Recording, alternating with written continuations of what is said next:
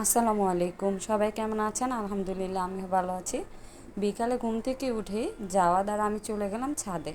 আজকে আমরা ছাদে গাছে পানি দেব। আর যাওয়াদ এখানে ঘুরঘুর করছিল এবং গান গাচ্ছিল। আমাকে বলতেছিল, আম্মু দেখো আমি সুন্দর গান গাই। এটা হচ্ছে আমাদের লেবু গাছ।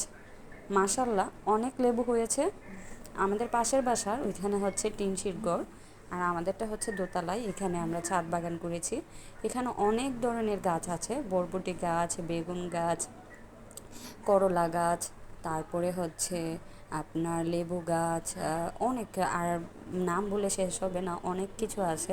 এখানে দেখেন করলা গাছে ফুল ধরেছে, পুঁই শাক আছে, তাজা তাজা ছাদের থেকে আমরা পুঁই শাক নিয়ে এসে প্রতিদিন খাই।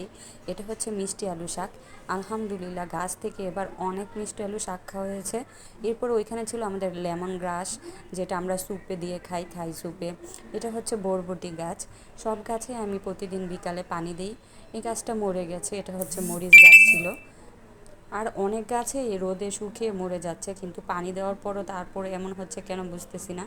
এখানে আবার আমরা খোসা দিয়ে একটা সার তৈরি করছি, তার জন্য খোসার উপর আমি পানি দিয়ে এলাম। প্রত্যেকটা গাছে আমি সুন্দর করে পানি দিই।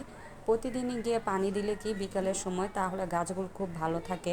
সকালবেলা একবার, বিকালে একবার পানি দেওয়া ভালো। এরপরে এটা হচ্ছে আমাদের আম গাছ, আমাদের ছাদ বাগানের সকল গাছ। এখানে সবাই বিকেলবেলা একটু বাইরে বের হয়, যেমন ছাদে বের হয়। ছাদে বের হলে কি মনটা ভালো থাকে, ঘোরাঘুরি করলে জাওয়াতকে নিয়ে মনটা ভালো থাকে। আর জাওয়াত ঘোরাঘুরি করতে খুব পছন্দ করে।